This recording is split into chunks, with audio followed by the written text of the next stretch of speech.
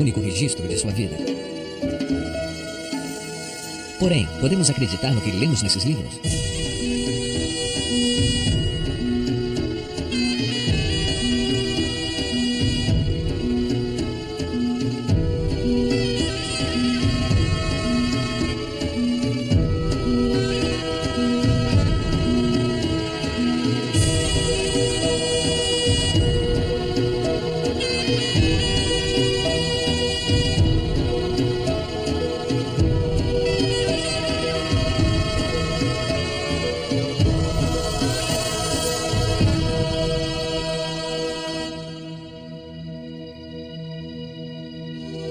Até pouco tempo atrás, nós presumíamos que os evangelhos foram escritos muito depois da morte de Jesus. Histórias passadas de uma geração a outra, no melhor dos casos, uma coleção de memórias distantes.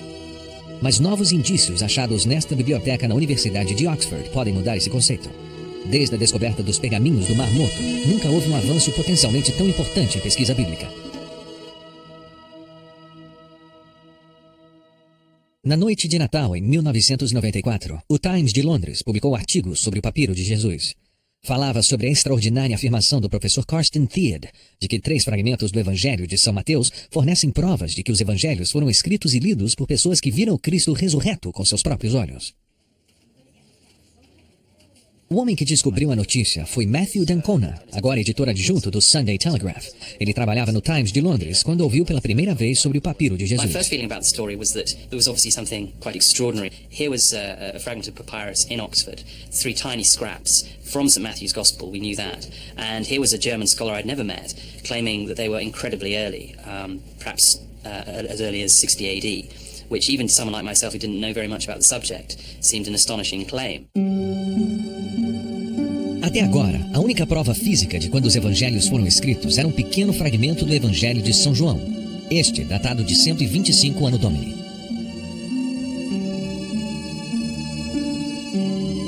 Quase 100 anos após a morte de Cristo. Qualquer um que tivesse testemunhado os eventos solenes de sua vida já teria morrido há muito tempo. De acordo com Thiede, o papiro de Jesus oferece nova prova física de que os evangelhos foram escritos muito mais cedo, baseados em narrações de testemunhas, dando a primeira ligação entre os evangelhos escritos e a própria vida de Cristo. Esses 3 diminutos fragmentos, que juntos são do tamanho de um cartão de crédito, não são muito impressionantes à primeira vista. Eles têm escritos em ambos os lados o capítulo 26 do Evangelho segundo Mateus. No total, 6 frases em grego. Em cada pedaço é possível ler umas poucas palavras. Elas são dos versos falando dos últimos dias da vida de Jesus.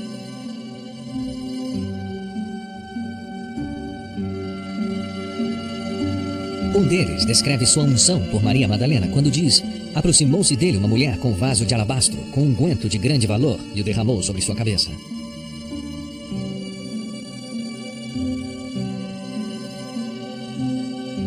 Em outro pedaço está sua traição por Judas, onde está escrito: o homem chamado Judas Iscariotes foi ter com o príncipe dos sacerdotes e disse: quanto me quereis dar, e eu vou-lo entregarei? E a última ceia, onde Jesus conta aos discípulos que um deles o trairia, dizendo: o que mete comigo a mão no prato, esse me há de trair. O filho do homem seguirá o seu destino. We knew it was going to be a big story. What we didn't appreciate was quite how big. Immediately after we ran the story, there was an extraordinary response around the world. It was picked up by newspapers and radio and TV stations in countries ranging from Brazil to Italy to India. And when I returned to my desk the day after the story had run, it was covered with faxes and telephone messages from people wanting to know more.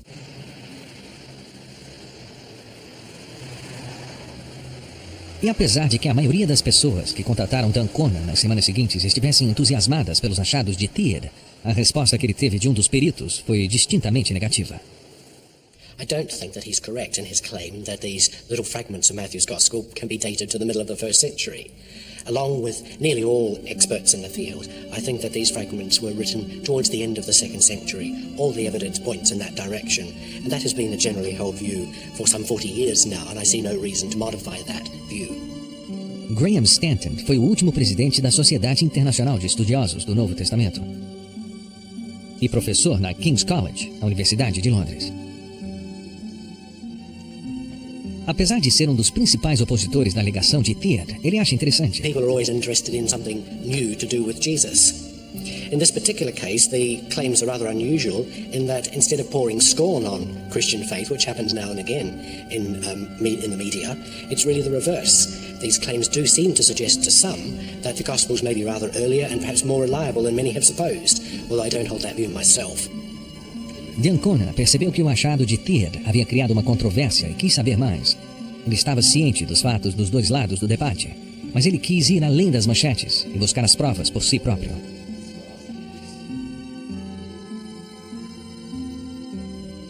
Antes de seguir a trilha da erudição moderna estabelecida por Theod, D'Ancona tinha outro mistério para desvendar. Como um antigo documento grego foi parar em Oxford e ser objeto da atenção de um estudioso alemão?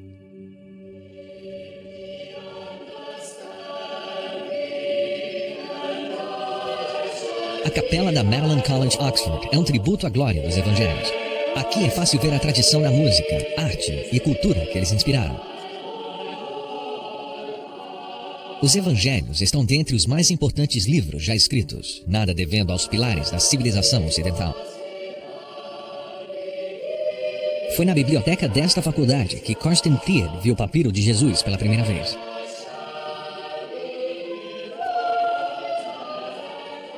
D'Ancona foi a Magdalen College à busca de prova do capelão vitoriano Charles Hulyat, o homem que colocou o papiro ao alcance de Theod. Suas procuras iniciais sobre Charles Hulyat revelaram muito pouco, mas ele descobriu que Hulyat estudou os clássicos aqui no Magdalen College, em Oxford. Esta foto foi tirada quando ele era um estudante entre 1882 e 1886. Ele teria estudado muitos documentos antigos, inclusive os evangelhos no original grego. Este conhecimento capacitaria, anos mais tarde, a reconhecer os minúsculos fragmentos do papiro de Jesus como sendo versículos do livro de Mateus. Após a formatura, Hulyat mudou-se para Wycliffe Hall, em Oxford, para pregar como pastor. Em Wycliffe, ele recebeu conhecimentos evangélicos. Os evangelhos que os evangelistas criam eram literalmente verdadeiros em cada detalhe. Hulyat teria se formado pela Wycliffe com uma fé sólida nos ensinamentos evangélicos e o desejo de divulgar as boas novas dos evangelhos.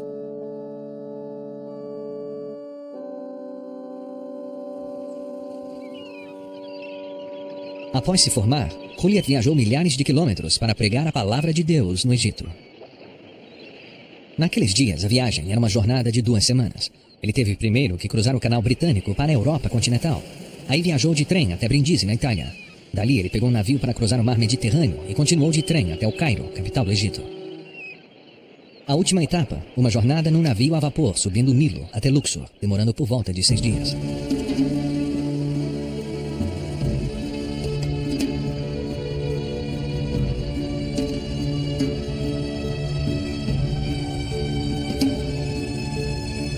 D'Ancona reconstituiu a jornada do capelão a Luxor na esperança de que ali ele encontraria mais pistas sobre a origem do papiro. Teria sido um barco a vapor bem parecido com este que levou Hulyat a Luxor. Em um tempo em que a Bretanha dirigia metade do mundo, era comum para um homem como Hulyat levar seu chamado ao cristianismo a uma terra estrangeira. Mas mesmo assim, ele sem dúvida deveria estar ansioso. Era sua primeira viagem ao exterior e ele certamente não fazia ideia de que estava prestes a achar o que hoje sabemos ser um tesouro sem preço.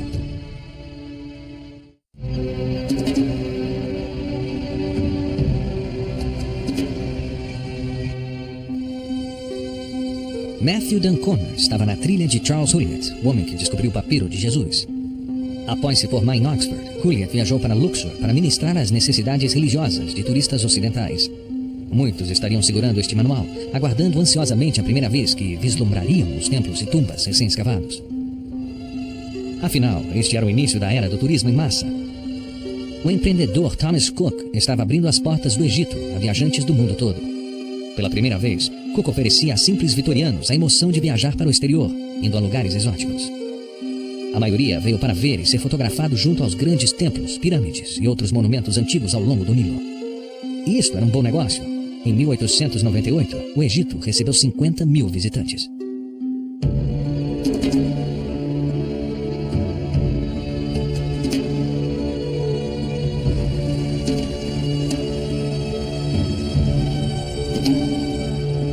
Chegando a Luxor, é fácil Basta imaginar a emoção que Hewlett deve ter sentido ao pôr os olhos pela primeira vez em seus grandes monumentos.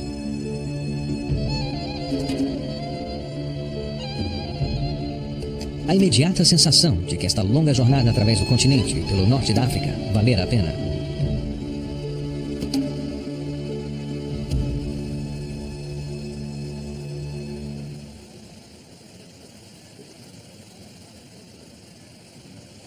Na virada do século, os navios a vapor de Thomas Cook chegaram aqui, como fazem até hoje.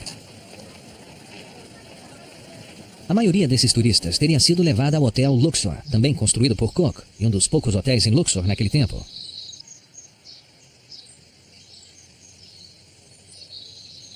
Inaugurado em 1877, ele era a joia do império de Thomas Cook, fornecendo acomodação de primeira classe a viajantes que muitas vezes ficavam por semanas. A fim de cuidar de seu bem-estar espiritual, Thomas Cook designou Charles Heuliet como capelão do hotel. Hello, I was wondering if you can help me.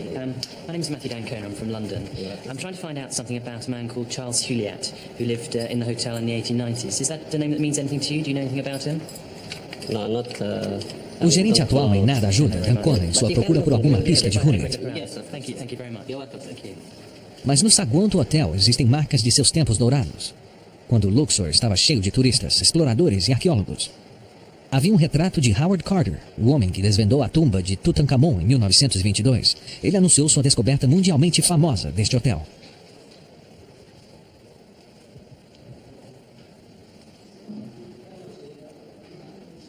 Há pinturas de David Roberts, um artista escocês que pintou uma série famosa de quadros do Egito no século XIX. Este aqui, do Templo Luxor.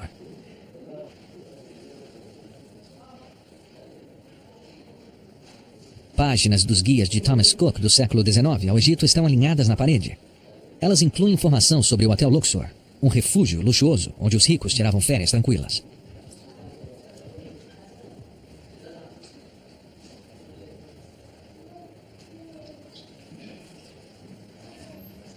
Foi no canto mais afastado do saguão que Dancona encontrou o que realmente queria. A prova da presença de Heuliet na história do hotel.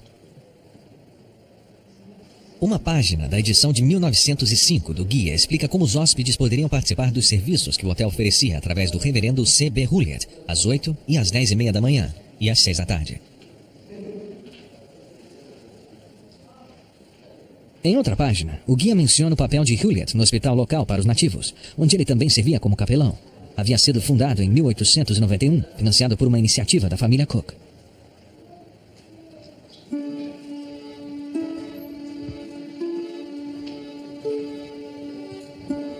Heuliet parece ter sido feliz aqui. Em uma das poucas cartas que deixou, ele escreveu: qualquer relatório detalhado do trabalho feito no inverno teria que consistir principalmente no registro do carinho de todos com os quais estive em contato. A presença de um capelão residente em Luxor, segundo ele, havia se tornado muito conhecida entre viajantes no Nilo, e em muitos casos, eles planejavam estar em Luxor no domingo, tanto na ida quanto na viagem de volta.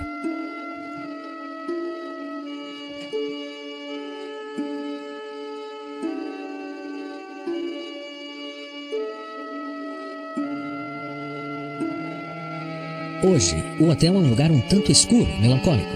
A maior parte de sua antiga grandeza se foi.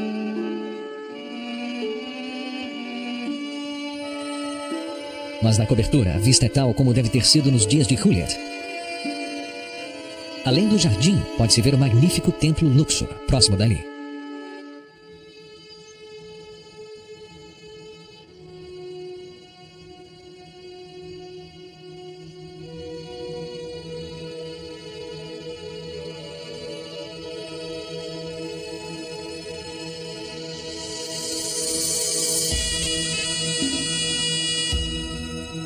A construção deste poderoso templo começou 1400 anos antes do nascimento de Jesus, pelo faraó Amenhotep III.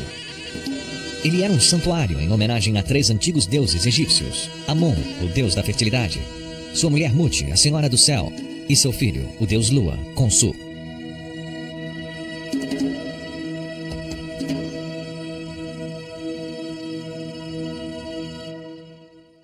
Durante o milênio que passou, a importância do templo foi diminuindo para o povo. No século XIX, grande parte de sua estrutura foi enterrada pela areia, lodo e lama. Mercadores negociavam em seu terreno, sem se interessar pela glória subterrânea. Quando os turistas vitorianos começaram a chegar, ele estava sendo escavado e restaurado, recuperando sua glória inicial. A renovação do templo foi uma das grandes realizações dos arqueólogos do século XIX, que vieram a Luxor para recuperar da areia a antiga civilização egípcia. Graças a seu trabalho, visitantes hoje podem ver as grandes estátuas do faraó Ramsés II em seu total esplendor, guardando a entrada do templo.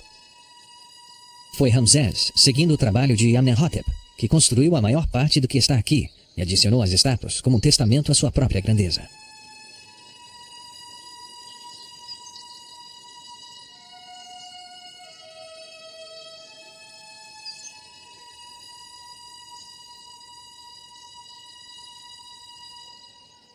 Os maravilhosos relevos, preservados pela areia por milhares de anos, honram os deuses a quem este templo foi dedicado.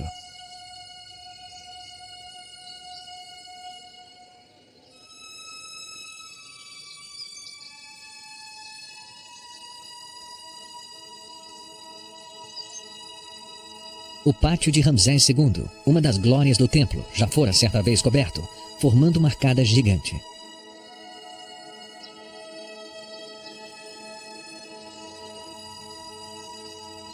A pesquisa de D'Ancona indicou que o templo era um dos lugares favoritos de Juliet.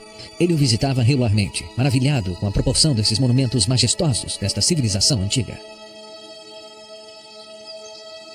Mas o que mais o fascinava não era o trabalho dos egípcios antigos, mas os traços bem mais modestos deixados pelos primeiros cristãos que vieram aqui mais de 1000 anos depois. A última coisa que você espera encontrar no antigo monumento egípcio é uma cruz cristã. Mas num canto do templo está uma pista sobre a fascinação de Juliet por Luxor. O Egito foi um dos primeiros lugares no mundo onde o cristianismo aconteceu. E no século IV, cristãos egípcios consagraram partes do templo Luxor.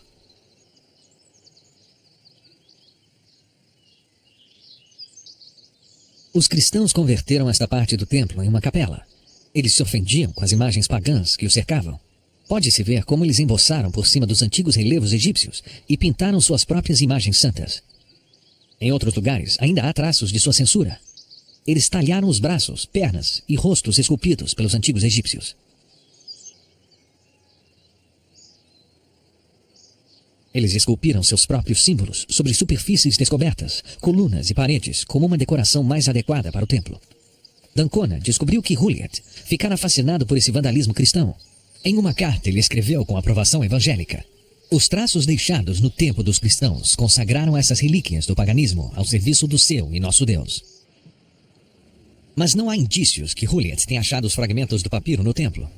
D'Ancona continuou na trilha de Juliet e do papiro no templo Luxor, o qual o capelão conhecia tão bem. Ele viajou a cavalo e de carruagem, tal como Juliet o teria feito em seus dias.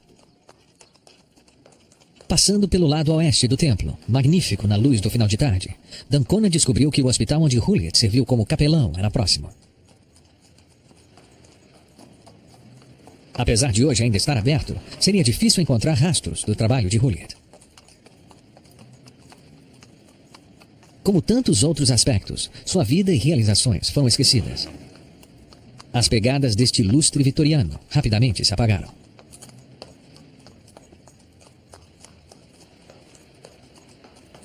Mas foi em algum lugar de Luxor que ele encontrou os frágeis fragmentos do papiro de Jesus. Seria preciso investigar mais para D'Ancona poder fazer a ligação entre o papiro, Juliet e essa cidade.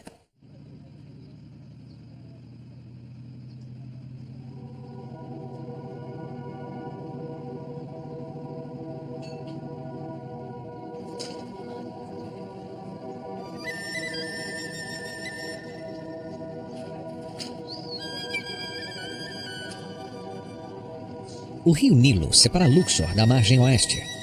Do outro lado está o Vale dos Reis, onde os antigos egípcios estão enterrados. Juliet deve ter feito essa jornada através do Nilo várias vezes. Ele deveria se interessar pelas escavações que aconteciam no Vale dos Reis, fazer amizade com os arqueólogos e estudiosos trabalhando na área. Muitas descobertas excitantes foram feitas no Vale dos Reis por volta do tempo que Juliet estava em Luxor, inclusive a descoberta da tumba do rei Tutankhamon. Aqui ainda se faz o material de escrita do papiro. De fato, o papiro de Jesus pode ter sido feito perto deste lugar. O Egito exportava o produto final por toda a bacia do Mediterrâneo, além do norte, sul e leste. Saber como esse material é feito nos ajudará a compreender como o papiro de Jesus pode ter sobrevivido por 2000 anos. Aqui, plantas de papiro ainda crescem em pântanos de água doce como há milhares de anos.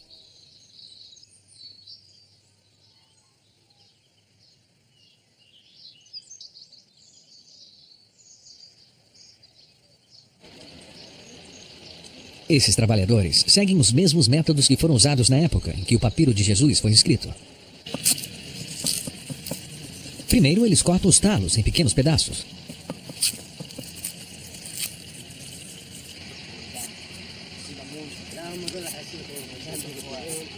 Depois, os fatiam cuidadosamente em tiras finas.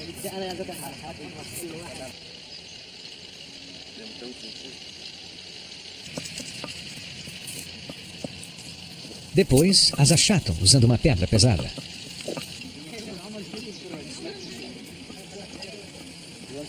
E as colocam na água por alguns dias para amolecer as fibras. Os trabalhadores pegam as tiras maleáveis e as dispõem em um formato xadrez que vai secar e formar o papel.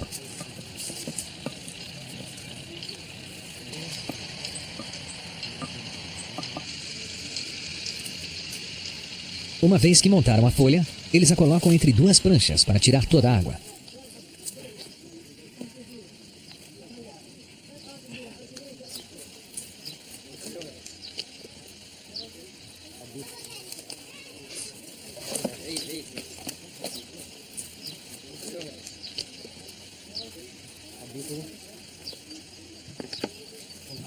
Eles colocam uma pedra pesada por cima para acelerar o processo de secagem e achatamento.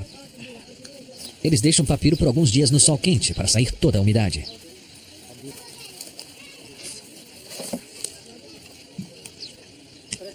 O material de escrita que surge no final é forte e flexível. Em um clima seco e quente, um manuscrito em papiro como o papiro de Jesus pode durar facilmente por milhares de anos.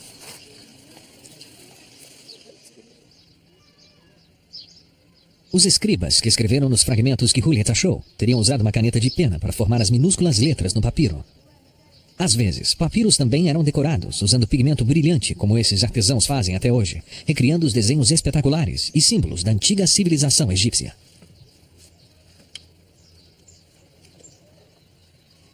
Esses papiros serão vendidos para turistas modernos como souvenir, e muitos deles chegam ao mercado de Luxor, o mesmo lugar onde D'Ancona acredita que Charles Juliet encontrou o papiro de Jesus.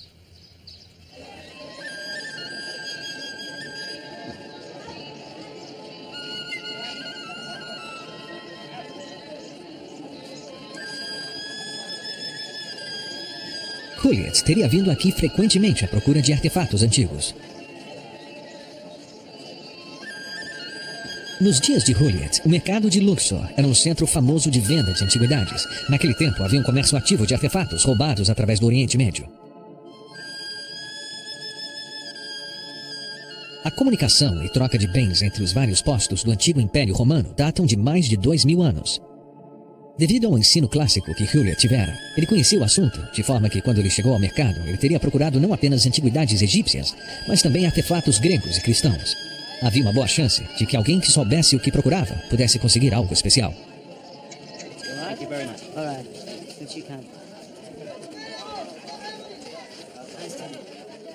Ao andar por essa rua, Juliet teria sabido que seus preciosos fragmentos, escritos em grego antigo, eram muito antigos.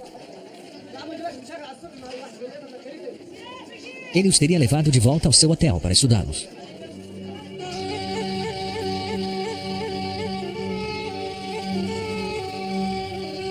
O exame de Juliet o levou a crer que os fragmentos eram do século III. Ele, obviamente, sentiu que havia encontrado algo espetacular e ansiava por uma confirmação. Ele empacotou o papiro e o enviou para Oxford College. Mas ele estava bem longe de casa e ficou muito desapontado com o modo que os estudiosos de Oxford trataram seu precioso achado.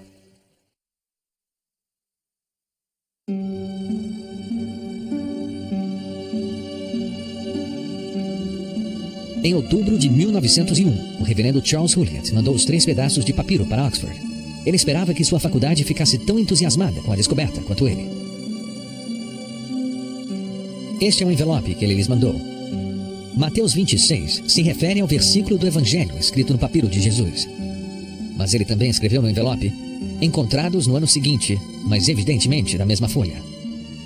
Isso sugere que Hulyat já havia enviado alguns outros fragmentos do mesmo papiro. Infelizmente, hoje não há rastros deles. Jamais saberemos que mistérios antigos esses papiros desaparecidos poderiam ter desvendado. Hulyat aguardava ansiosamente por uma confirmação de Madeline de que haviam recebido seu precioso papiro de Jesus, mas nada veio.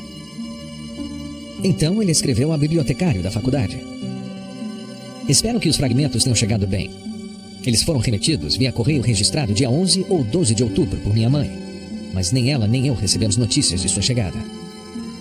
A carta de Hulyat é o único registro da privilegiada descoberta do papiro de Jesus, agora o fragmento do Novo Testamento mais discutido em todo o mundo. O que ninguém se preocupou em dizer a Hulyat foi que o papiro fora mandado para este homem, Arthur Hunt. Hunt foi um dos especialistas líderes na preservação e datação de papiros antigos. Hunt obtera sua reputação com seu trabalho em um enorme achado de papiros em Oxirrincha, no deserto egípcio. Os papiros foram descobertos e preservados sob areia em um antigo depósito de lixo fora da cidade. Eles incluíam centenas de listas, cartas e poemas. Até o presente, é a maior coleção de papiros antigos já encontrada.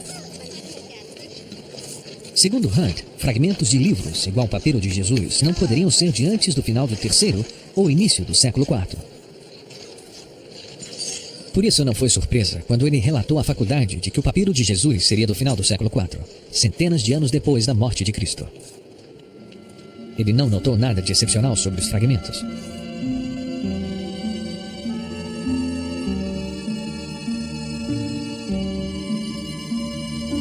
O bibliotecário da faculdade colocou os fragmentos no fundo deste móvel expositor em um canto pouco usado da biblioteca.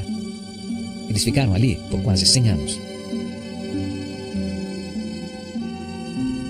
Quanto a Hulyat, seu período como ministro em Luxor terminou. Com esposa e filhos, ele recebeu um posto além do mar Mediterrâneo, na cidade de Messina, na Itália. Foi uma mudança fatal.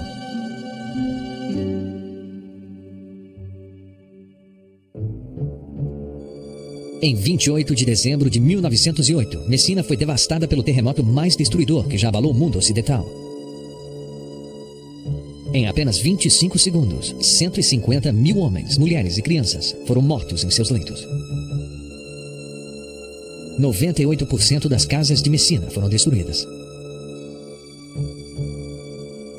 Charles Hulyat estava entre os mortos. Sua mulher e 4 filhos pereceram com ele nos destroços.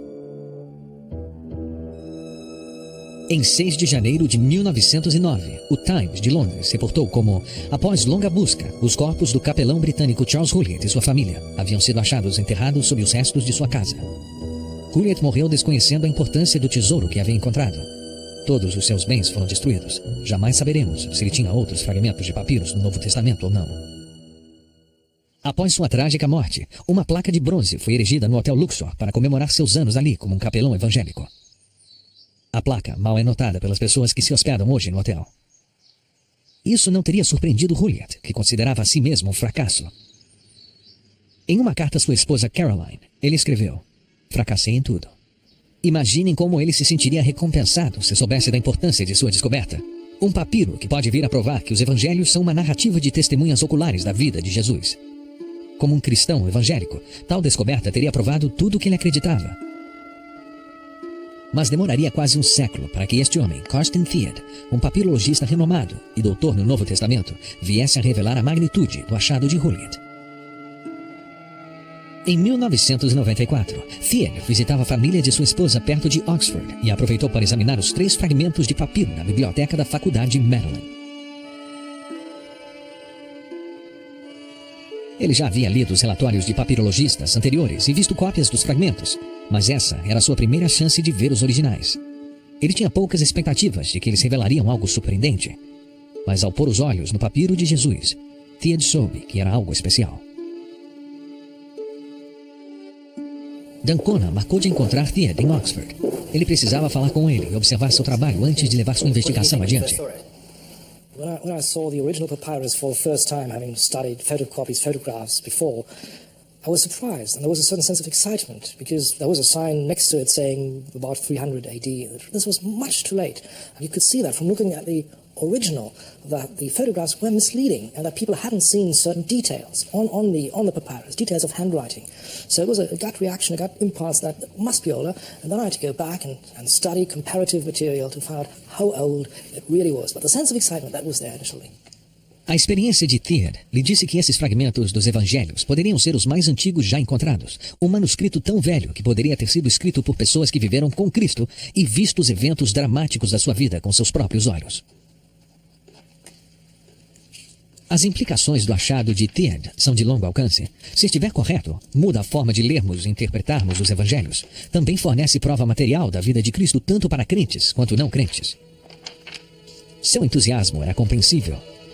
O significado do período de testemunho ocular era crucial para os seus achados. Os evangelhos não poderiam ter sido escritos antes da morte de Cristo em 30 Anno Domini. Já que os 4 evangelhos contam a história da crucificação, eles devem ter sido escritos em algum momento após Jesus morrer.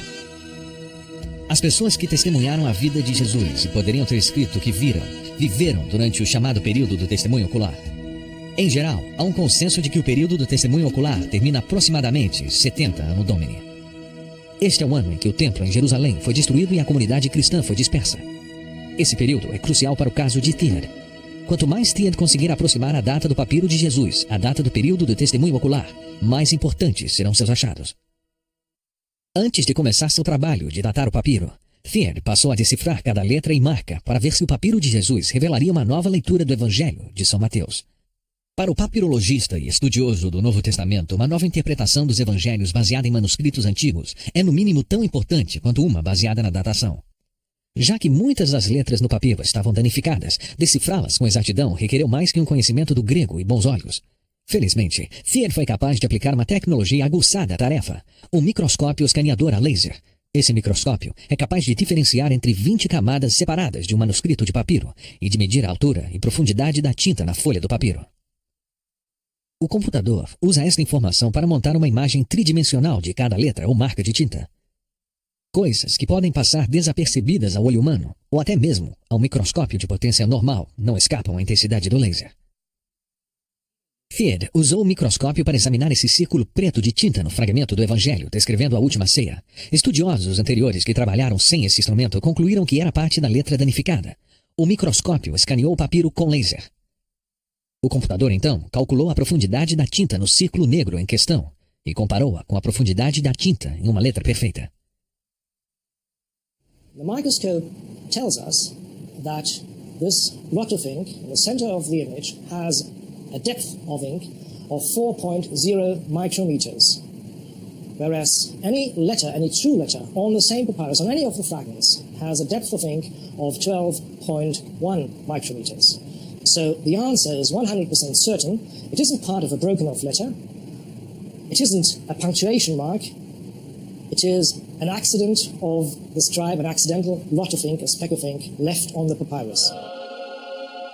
Esta identificação muda a forma como o versículo da última ceia é lido e traduzido. But let us try and visualize the scene. There is Jesus and now the 12 disciples at the Last Supper. And Jesus suddenly predicts that one of them will betray him. So all 12 of them, including Judas, who will betray him, indeed, Lord, surely not me. They used to think that the disciples were speaking one after the other, after that dramatic prediction of Jesus that one of them will betray him. This sounds slightly odd. You wouldn't expect 12 men to reply one after the other in such a dramatic situation. Now, the Jesus Papyrus tells us that, in fact, they were speaking up at the same time, all at once, in that situation of high drama and excitement. Assim, o papiro de Jesus nos dá uma descrição nova e mais convincente do que realmente aconteceu na última ceia, do que as Bíblias mais populares de hoje. So with the new reading, which is in fact the oldest possible reading, we are back at the historical scene, back with the eyewitnesses who saw it, reported it, and had it written down. Infelizmente, o microscópio escaneador a laser não pôde revelar uma data precisa para os fragmentos. Carbono radioativo também não serve para datar o papiro de Jesus por vários motivos. Primeiro, os fragmentos são muito pequenos. Em segundo, o teste dataria o material, mas não o manuscrito. E finalmente, a data que esse método dá só é exata dentro de 50 anos. Para chegar a uma idade exata do papiro, técnicas de comparação ainda são as mais eficazes. Por isso, Teed teria que buscar o antigo ao invés do moderno. Comparar caligrafia é a tarefa mais importante e difícil do papirologista. Na antiguidade, a caligrafia usada pelos escribas mudava bastante ao longo do tempo. A caligrafia do século I a.C. era muito diferente daquela feita 100 anos mais tarde, da mesma forma que a caligrafia da era de Juliet era notavelmente diferente da nossa própria. Então, quando se tem um papiro sem data, é preciso compará-lo com documentos com estilo de caligrafia semelhante, cujas datas sejam conhecidas. É necessário encontrar outro manuscrito que combine com o estilo daquele cuja data se procura, e para se certificar da data, é preciso fazer isso com vários textos diferentes. Comparable papyri, comparable manuscripts can be found all over the world, in archives and library and museums. But what you want to do is to go back to the sources where most of the important papyri, those we need for our work, were written or were discovered by archaeologists. And in our case, that's Israel, that's the Holy Land, with Qumran, the Dead Sea Scrolls, with some of the wadis, the Nahal Khirea, and even the fortress of Masada. At all of these places, parchment, leather, papyrus fragments were found, even inscribed pieces of pottery, potsherds, so-called ostraka. And all those belong to a dated or datable period. So we can use them, we must use them, we must go there and look at them, and indeed look even at the places where they were found. To find out why you think the papyrus is as old as you say it is, I have to go to the Holy Land. Our detective work takes us back to the places where it all happened, where the eyewitnesses lived, where they passed on the accounts of what they had seen, and where the oldest surviving manuscripts, some of them which we need for our work, were written and kept and discovered. Então agora é hora de Matthew d'Ancona seguir os passos de Teed. Primeiro, Nahal Hever.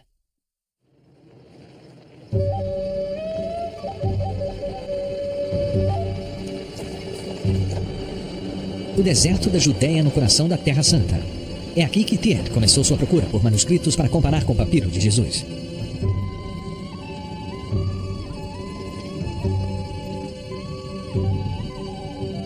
Muitos desses documentos foram preservados aqui no deserto da Judéia. Igual ao Egito, é a seca que permite que manuscritos antigos sobrevivam por tantos séculos.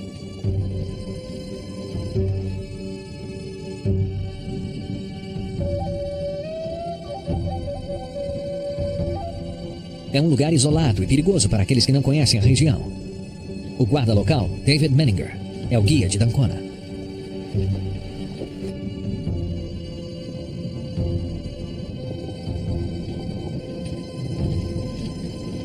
Viajando no recôndito da Terra, onde Cristo viveu, estamos em direção da primeira evidência de que Teed precisava para provar a sua teoria.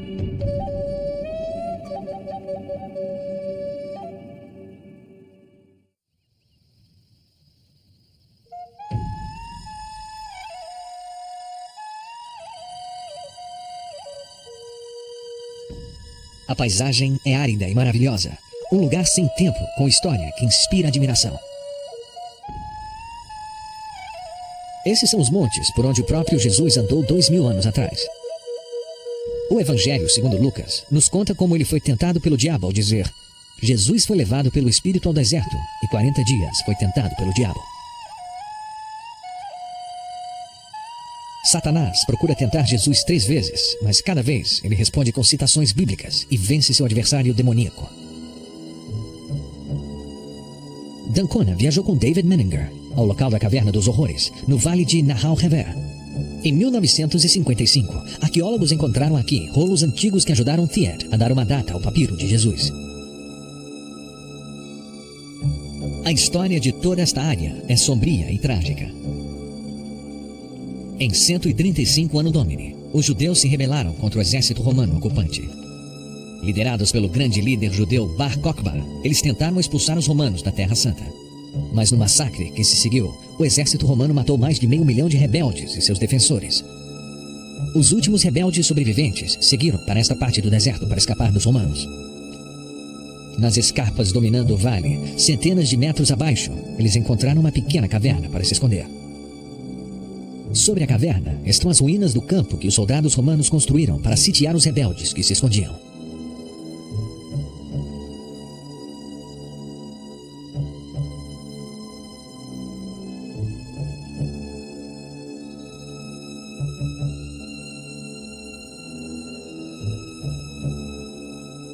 Os rebeldes ficaram na caverna por vários meses. Como esperado, os romanos venceram essa cruel guerra de atrito.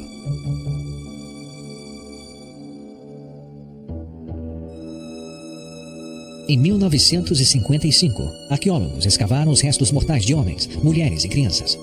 Todos morreram horrivelmente de sede e fome. Não é à toa que chamam aqui a Caverna dos Horrores. Eles acharam não só ossos, mas também seus pertences. E o mais importante, encontraram manuscritos que lhe deram uma data exata. Nenhum dos manuscritos poderia ter sido escrito depois de 135 Anno Domini, a data do massacre. Este é um dos manuscritos encontrados na Caverna dos Horrores. Vem do rolo dos profetas menores. Theod sabia com certeza absoluta que não poderia ser posterior a 135 Anno Domini e que a data sugeria que a caligrafia era ainda mais antiga. Ele descobriu que a caligrafia neste pergaminho tinha notáveis semelhanças com o papiro de Jesus. Primeiro, ele achou sua aparência geral comparável ao papiro de Jesus. As letras são retilíneas e verticais. Não há sinais de pontuação e espaços entre as palavras. Então, quando ele olhou para letras específicas, Theod também encontrou semelhanças reveladoras. A letra Rho se estende abaixo da linha natural nos dois documentos. A barra horizontal nos etas está ligeiramente acima da altura mediana entre as duas linhas. Essas características são comuns e provam que os escribas que produziram os dois documentos estavam escrevendo ao mesmo tempo. A data dada ao papiro de Jesus quando Theod o encontrou era próxima a 300 Anno Domini, mas o trabalho de Theod mostra como é semelhante ao pergaminho na Caverna dos Horrores. E como o pergaminho não pode ser posterior a 135 Anno Domini, temos uma nova data para o papiro de Jesus. Nós demos um salto dramático no tempo, mas Theod ainda teve que atravessar quase 70 anos para mostrar que o papiro de Jesus, de fato, se encaixa no período do testemunho ocular.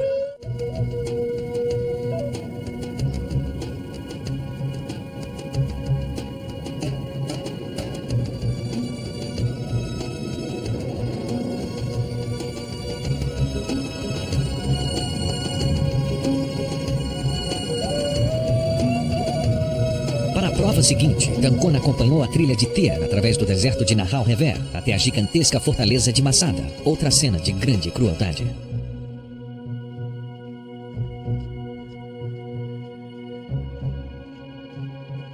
Essa rocha gigantesca se ergue 400 metros acima do nível do deserto.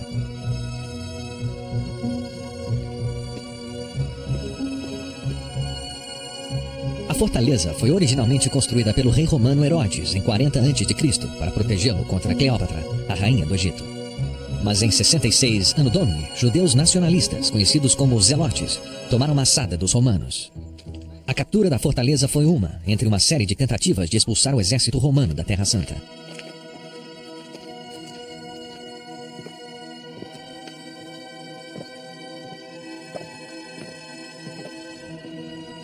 Determinados a pôr um fim à insurreição judaica, 15.000 soldados romanos sitiaram Masada nos campos cercando o pé da montanha. Na noite da investida final dos romanos, em 73 Anno Domini, os zelotes preferiram que o grupo cometesse suicídio, ao invés de serem levados vivos por seus inimigos.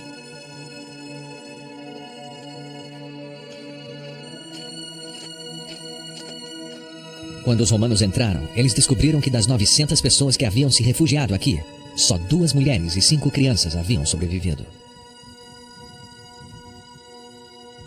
O Planalto está cercado por todos os lados por uma queda a prumo. Olhando daqui é fácil saber por que Masada era uma fortaleza natural tão boa. O Mar Morto está à direita e naqueles dias estaria bem mais próximo do pé da fortaleza. À esquerda, a vastidão do deserto da Judéia. Esta é a vista que os rebeldes malfadados tiveram em sua última manhã com vida.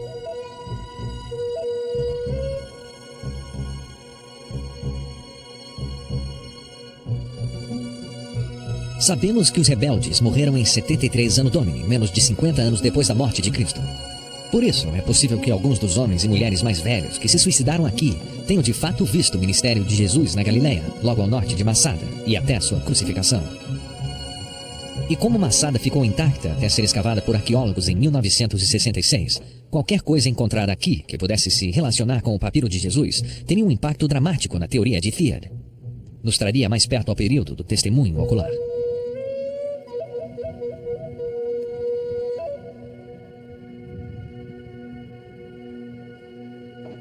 De fato, arqueólogos descobriram aqui uma pista crucial: a sinagoga mais antiga já encontrada no mundo.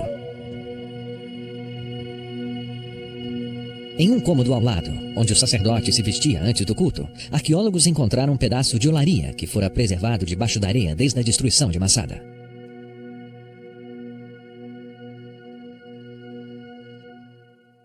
Este é o pedaço de cerâmica. Ele tem a palavra Leia escrita em grego. Nós não sabemos quem foi Leia, ou a que se refere a escrita no fragmento, mas mais uma vez é a caligrafia significativa. Thiers encontrou que o estilo de caligrafia era quase idêntico àquele do papiro de Jesus. Mais uma vez, a aparência geral é a mesma: letras separadas, verticais, um estilo de caligrafia conhecido como uncial. Necessariamente, letras individuais também têm características quase idênticas. Podemos ver que nos alfas, a linha mediana é em forma diagonal. Ela começa embaixo à esquerda e se move em ângulo em direção ao topo direito, em vez de ser horizontal. Os iotas têm o que é chamado um serif em cima, um alargamento perceptível. O fato que o fragmento Leia e o papiro de Jesus mantêm tais semelhanças em estilo nos diz que foram escritos quase no mesmo tempo. O fragmento achado na Caverna dos Horrores trouxe a data do papiro de Jesus para antes de 135 Anno Domini. Mas a prova de Massada o leva ainda mais no tempo para antes de 73 Anno Domini, o ano que Massada foi destruída. Então agora estávamos apenas há poucos anos fora do período do testemunho ocular. Para prosseguir, o próximo passo de Thiers seria ver os pergaminhos antigos mais famosos de todos, os pergaminhos do Mar Morto.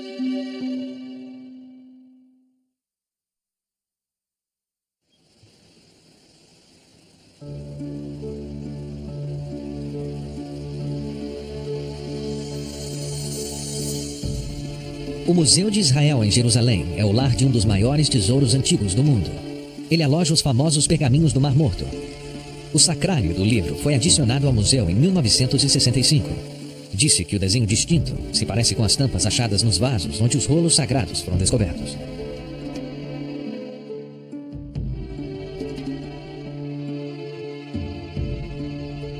Dentro, os rolos estão expostos em luz reduzida e com calor controlado para evitar qualquer possibilidade de dano.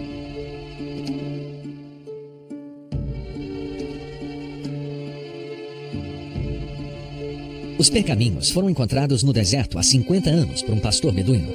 Eles todos têm aproximadamente 2.000 anos.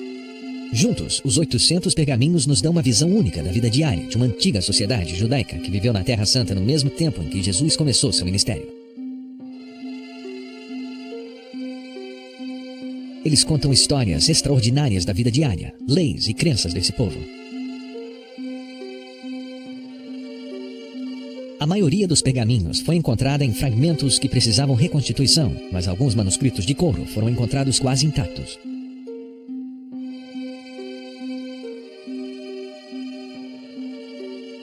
Na etapa seguinte de sua expedição, Thiers fez uma busca minuciosa nos manuscritos, procurando qualquer escrita em um estilo semelhante ao papiro de Jesus. Ele sabia da importância da descoberta, se pudesse encontrar tais semelhanças. Os pergaminhos foram encontrados a 48 quilômetros de Jerusalém, em Qumran, nas margens do Mar Morto.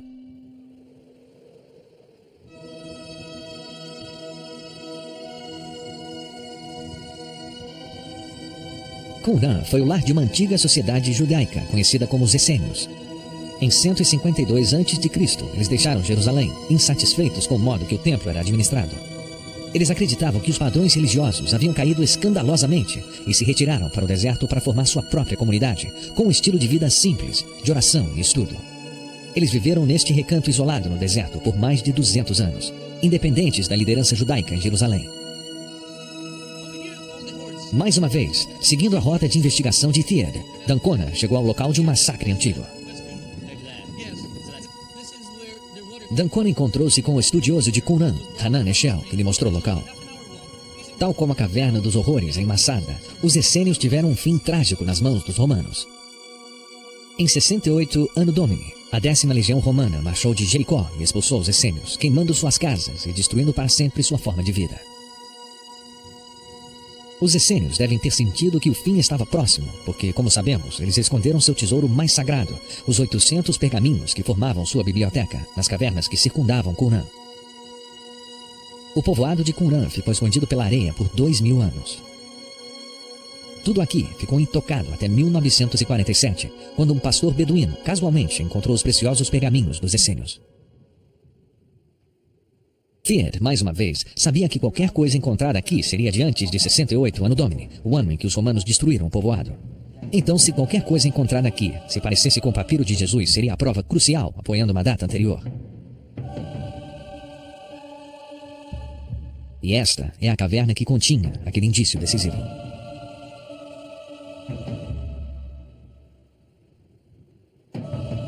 Conhecida como Caverna 4. 15.000 fragmentos foram descobertos aqui e posteriormente remontados, formando 530 rolos.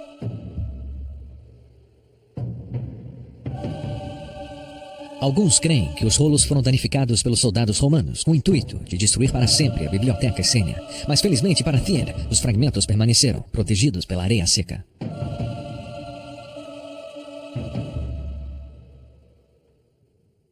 Entre os 15.000 fragmentos, Theod encontrou este manuscrito do livro de Levítico. Por ser do Velho Testamento, ele teria sido uma parte central da biblioteca essênia. A caligrafia levítica do fragmento é quase idêntica à do papiro de Jesus e, como todos os rolos do Mar Morto, deve ser anterior a 68 Anno Domini. A aparência geral é a mesma. Em ambos, as letras estão desenhadas de forma uniforme, os traços horizontais e verticais da mesma grossura. As letras também têm algumas semelhanças. O épsilon vai até abaixo da linha inferior nos dois fragmentos. Como na cerâmica Leia, encontrada em Massada, os alfas têm a mesma característica peculiar, onde o traço do meio é diagonal em vez de horizontal. Pela primeira vez, o trabalho de Theod empurrou a data do papiro de Jesus para antes de 70 Anno Domini. É um feito extraordinário. Isso nos leva ao período do testemunho ocular.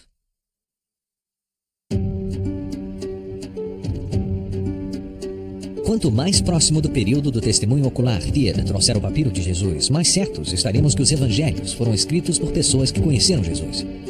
Há algum indício de que os evangelhos foram escritos ainda mais cedo? É possível mostrar que foram escritos bem dentro do período do testemunho ocular? Indicações na geografia da Terra Santa sugerem uma data anterior. Temos que viajar a Banias, o ponto mais ao norte de Israel.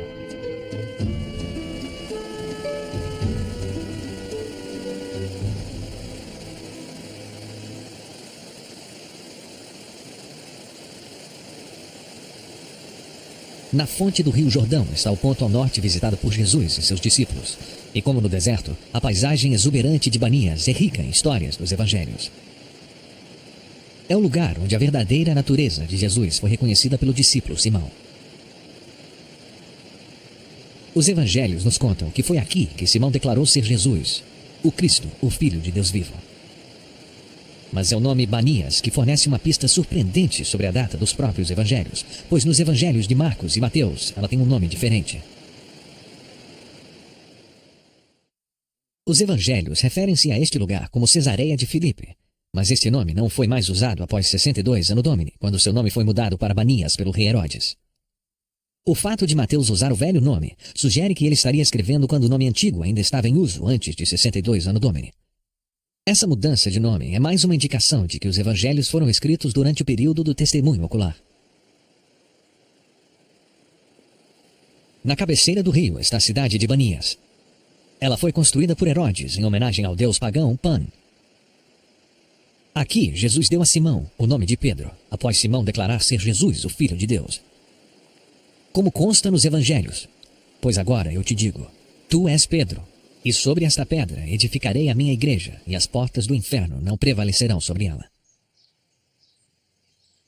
E é esta gruta aqui no templo pagão que parece ter sido a passagem a qual Jesus se referia, como se fosse realmente um portão para o inferno.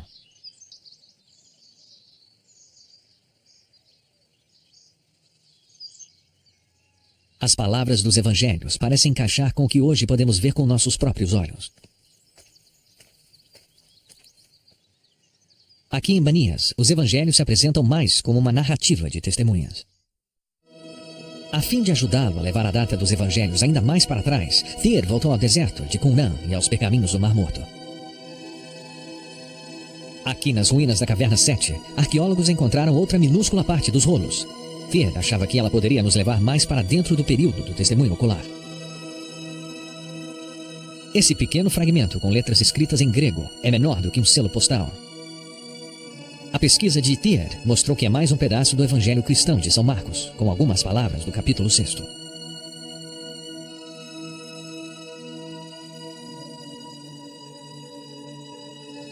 Muitas pessoas discutem se esse fragmento mínimo é do Evangelho de São Marcos, mas a prova de Thiers é convincente. Na quarta linha do fragmento estão algumas letras que ele argumenta ser da palavra Genezaré, o antigo nome do Mar da Galileia. A palavra escrita desta forma não é encontrada em nenhum outro lugar da Bíblia. Só aparece no Evangelho de São Marcos.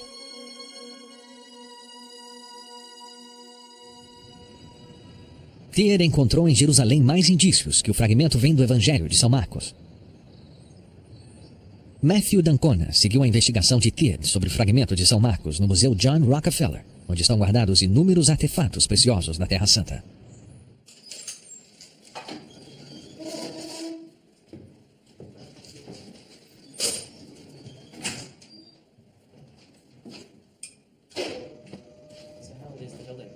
It was built in the 1930s by the Rockefeller family. It's called the Palestine Archaeological Museum. And up until probably the 60s, I would say that it probably was the major archaeological museum for the ancient Near East. Joe Zayas, um curador de museu, contou a d'Ancona como ele pôde ajudar o trabalho de Thiers através dos incontáveis artefatos guardados no subsolo do museu. Okay, these are the stores of the Israel Antiquities Authority. You have thousands of objects here going back to the late 19th century.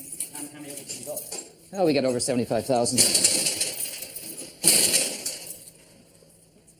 Acredita-se amplamente que o Evangelho de Marcos foi escrito na cidade de Roma, e é este detalhe histórico que ajudou Thiers a construir seu caso. Thiers ouviu que um vaso com a palavra Roma escrita foi encontrado junto ao fragmento de São Marcos em questão, na Caverna 7 em Qumran. Ele opina que é o vaso que continha o pergaminho do Evangelho de São Marcos. And I guess what you wanted to see, probably the most interesting thing, I think, is this jar here. There it is. And this is the famous jar from cave number 7 at Qumran. How's it found? It was found by archaeologists, by French archaeologists back in the 1950s. They were excavating. And it's unique in many ways. First of all, it was found in a cave which is right next to the site. Most of the caves were some distance from the site, but this was something which was right on the same plateau where the site was. And the cave is rather unique, Cave 7, in the sense that all of the documents found there were made out of papyrus, whereas the other 800 and some documents which we have from Qumran, with very few exceptions, everything's made out of leather. What investigations did Carsten Thiers carry out on this jar? Well, first of all, it was, I think, very interesting to us that here's a jar which had been sitting in the museum since the 1950s, and actually nobody even expressed any interest in it until Carsten Thiers came along, and Carsten Thiers suggested that perhaps that there may be some relationship between early Christianity and the fragments which are found in the site on the basis of this inscription here. What was the jar used for, and why might it be important? When we see this class of jars, it's clear that these things are made for one thing and one thing only, and that was the storage of scrolls. The reason is because it's a unique morphology which was designed to hold the scrolls. And how do we know this? So first of all, we see these lug handles. What they did was that the documents were put in the jars. They then put a cap. This is one of the original caps from Qumran. Once the cap is on, then what happens is there's then cordage, which then ties the cap onto the vessel itself. It wasn't made to hold wine, it wasn't made to hold water, it was to hold ancient documents. Essa inscrição no vaso do pergaminho quer dizer Roma, em hebraico. Historiadores creem que o vaso veio de Roma.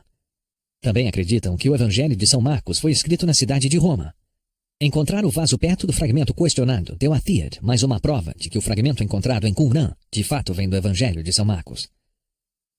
Assim, Thiers teve mais um fragmento datado de 68 Anno Domini. E, sem dúvida, este é de um pergaminho. O papiro de Jesus veio de um livro. A etapa seguinte da sua teoria consistia de que os evangelhos teriam sido escritos em pergaminhos quando foram escritos pela primeira vez. The fact that the Mark fragment at Qumran is a scroll fragment tells us that the first Christians were writing on scrolls, that the first generation of Christian writings was on scrolls. Hence, we have to allow for the fact that there was a scroll of St. Matthew's Gospel before the Jesus Papyrus book fragments which we now have. Este é um argumento fundamental. Até a descoberta do fragmento de Marcos de Qumran, acreditava-se que os cristãos escreveram os evangelhos apenas em livros. Mas existem provas de que antes os evangelhos eram escritos em rolos e depois foram copiados para livros, de onde veio o papiro de Jesus. Assim, segundo Thied, os fragmentos de Madeline devem ter sido copiados de rolos que seriam ainda mais antigos. Because of the fact that there were scrolls before the book format, and that must have been a scroll of St. Matthew's Gospel before the Jesus Papyrus, we have sufficient evidence to show that this particular Gospel and the other Gospels belong to what we call the eyewitness period. Thied comprovou, comparando os documentos da Caverna dos Horrores, Masada e Qumran, que o papiro de Jesus deve ser anterior de 68, Anno Domini. Porém, a descoberta em Qumran implica que os primeiros evangelhos foram escritos em rolos. Se for verdade, então deveria haver um pergaminho anterior ao Evangelho de São Mateus, que está perdido, mas do qual o papiro de Jesus foi copiado. Ele datou os evangelhos escritos dentro de 20 anos da vida de Cristo. A mistake that has been committed, that has been made by many scholars, by many gospel readers, is to treat the authors, the writers of the Gospels, as uneducated, stupid people who just collected what they could find, and often enough not treat them as individuals at all, but as committees who were free to invent stories about Jesus, sayings of Jesus, words of Jesus for their special needs in their communities. Now, if we go back, thanks to the papyri, thanks to the manuscripts, the Jesus Papyrus, the Mark scroll from Qumran, go back to the period of the eyewitnesses, this escape route from history into legend is cut away from under the feet of modern scholars or of skeptics. We are now beginning to deal once more, like the early Christians did, with historical information. So are you saying that one of the lessons of the Jesus Papyrus is that we must take the Gospels seriously as historical sources? The fact that we have documents going right back to the eyewitness period tells us that the first Christians were trying to preserve the historical information about the historical Jesus. They interviewed eyewitnesses, some of them were eyewitnesses themselves, they knew what had happened, and they could write down what they knew was true, was historically accurate. And this, in a way, is the most important result of the analysis of such manuscripts, that we can now, as historians, go back to the texts and find out how those eyewitnesses and how those people who interviewed eyewitnesses dealt with the historical information that was available to them. It's not myth anymore, it's not legend, it's going right back to history.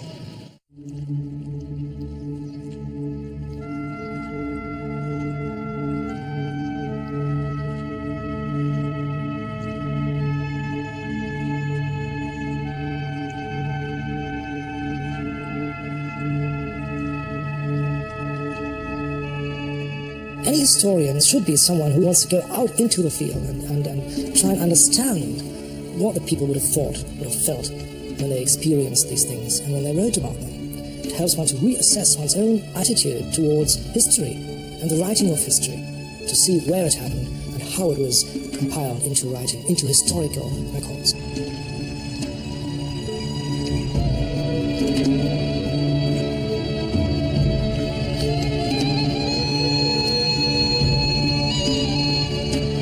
O Mar da Galileia é o lugar onde Jesus chamou seu primeiro ministério, onde o cristianismo começou.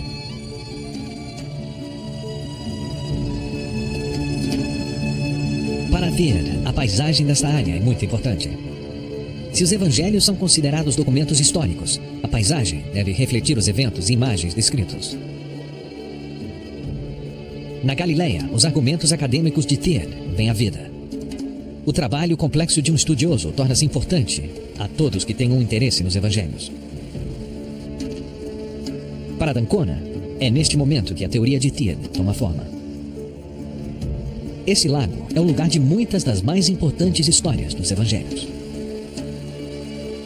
Dizem que é aqui que Jesus acalmou a tempestade que ameaçava as vidas dos discípulos ao atravessarem o lago de barco. Eles estavam tão estarrecidos que disseram: "Quem é este que até os ventos e o mar lhe obedecem?"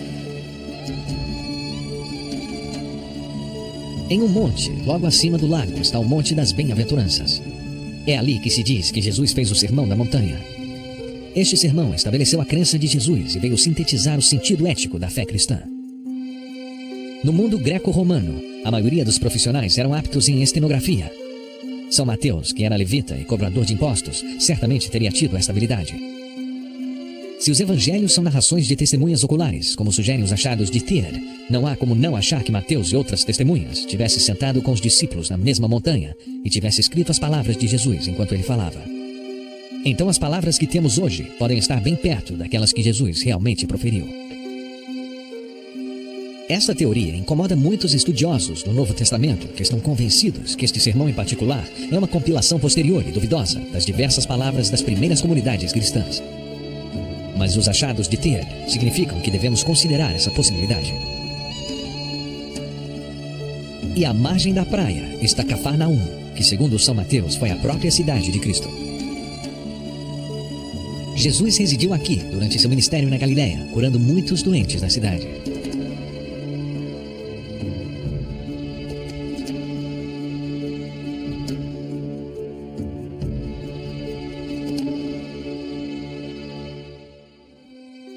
O lago está cheio de lugares em honra à vida e morte de Jesus. Essas igrejas foram construídas no lugar onde, segundo a tradição, Jesus apareceu a seus discípulos pela terceira vez após a ressurreição.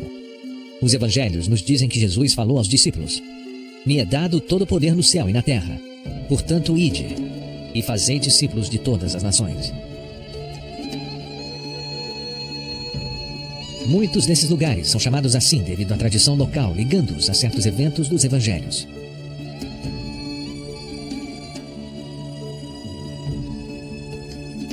A santidade dessa terra não está em discussão, mas os achados de Thiers, sim, apesar de ter ganho defensores de sua reivindicação. O professor Graham Stanton, em Londres, ainda não está convencido.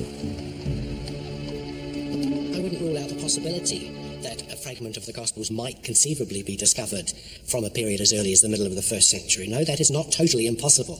I think it's exceptionally unlikely, but not totally impossible. No, my fundamental disagreement with Thiers concerns his interpretation of the papyrological evidence. As objeções de Stanton baseiam-se em 2 pontos. Primeiro, ele crê que devido aos fragmentos do papiro de Jesus terem sido encontrados no Egito no século XIX, a comparação de Thiers deveria se limitar apenas a documentos achados no Egito.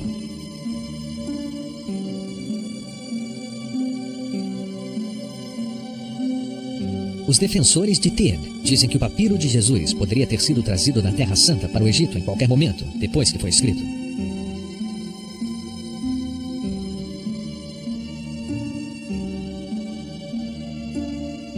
A segunda alegação de Stanton contra Thiers é mais séria, mas também mais difícil de provar. Stanton acredita que Thiers exagerou no grau de semelhança do papiro de Jesus com os documentos datáveis que ele usou em sua comprovação. So it's for those 2 different reasons that I don't accept that he has made out a case for mid-1st century dating for the fragments of Matthew from Oxford. Mas mesmo que o professor Stanton aceitasse o achado de Thiers, isto não afetaria seu ponto de vista com relação à precisão dos evangelhos. If I were to be persuaded that the Gospels were totally eyewitness accounts, I don't think it would make much difference because we know all too well that eyewitnesses don't agree. And they don't always report accurately what they have seen. Mas se os evangelhos não forem considerados narrações de testemunhas, como se explica os milagres neles registrados? Along with most other scholars, I have no problem at all with the healing miracles. Jesus clearly had unusual healing gifts. More problematic, however, are the so-called nature miracles, the stilling of the storm, the walking on the water, and the feeding miracles.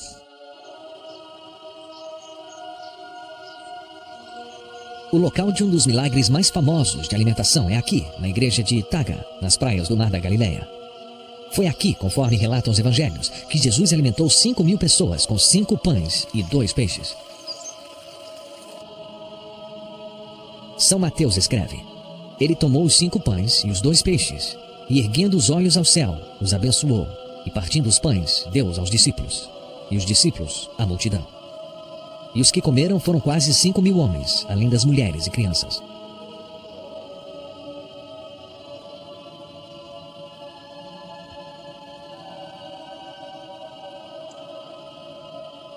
Disse que esta é a pedra sobre a qual Jesus colocou os pães e peixes. A história é celebrada nesses mosaicos do século V.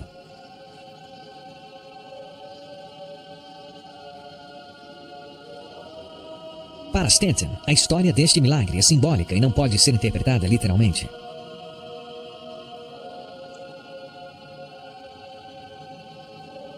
Mas se Tiede estiver certo e os evangelhos refletem eventos históricos escritos por testemunhas oculares, então poderíamos dizer com maior certeza que este milagre aconteceu aqui.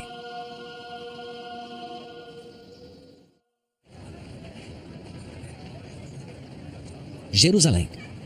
Este é o lugar onde Jesus veio após seu ministério na Galileia. Aqui ele foi traído por Judas, e é claro, é aqui que ele foi crucificado.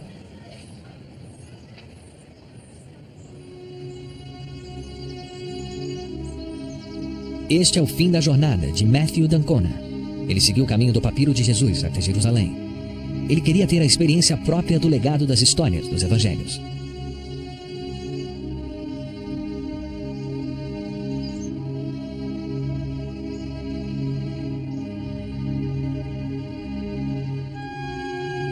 A Via Dolorosa, na velha cidade de Jerusalém. Segundo a tradição, Jesus seguiu essa trilha ao caminhar para o local da crucificação.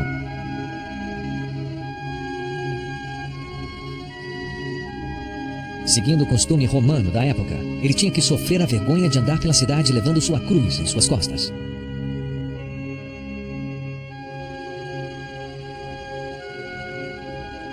Mas muitos duvidam que Jesus realmente seguiu essa rota. Como muitas das histórias dos evangelhos, foi mais por fé do que por provas históricas que a crença foi alimentada.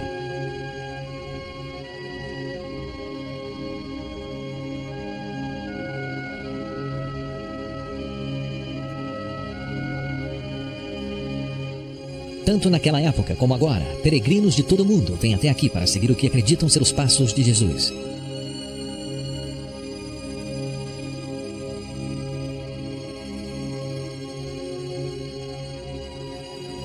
Eles vêm para ver as 14 estações da cruz, cada qual simbolizando um dos dramáticos acontecimentos da última caminhada de Jesus para a morte. A quarta estação marca o lugar onde se acredita que Maria, mãe de Jesus, falou com ele em seu caminho para o Gólgota.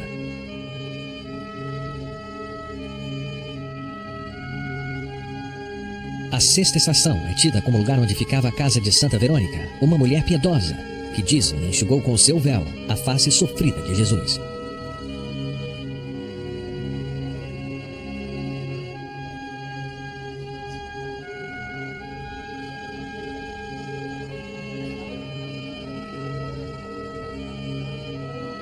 E é na sétima estação que se diz que Jesus caiu pela segunda vez sob o peso da cruz. Apesar da autenticidade dessa rota ser questionável, pessoas ainda vêm aqui para celebrar os últimos momentos de vida do homem que acreditam ter sido o Filho de Deus. Para essas pessoas, a fé é mais importante do que provas científicas.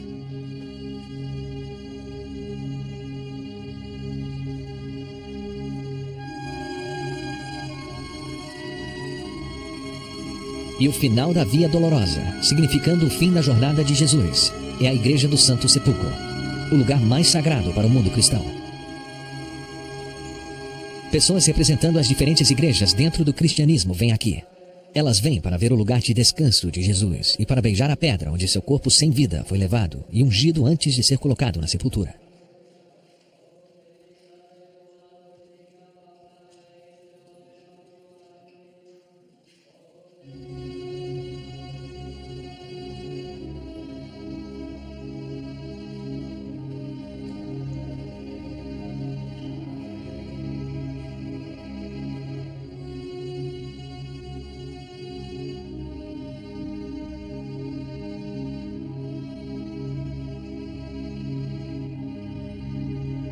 Aqui se pode ver o túmulo, que se diz ser o lugar onde o corpo de Cristo foi depositado após sua crucificação. Peregrinos esperam em fila para tocar a mesma pedra sob a qual Jesus teria sido enterrado.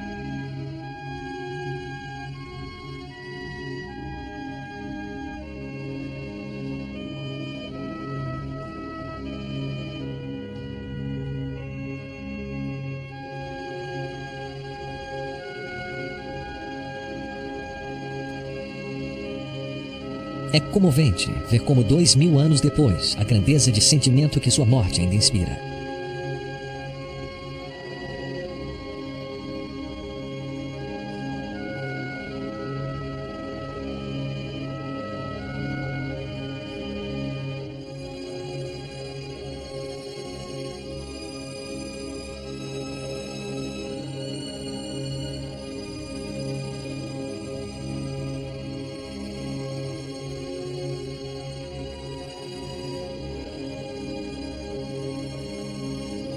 Nesses últimos 2000 anos, a ciência e a fé têm estado constantemente em conflito.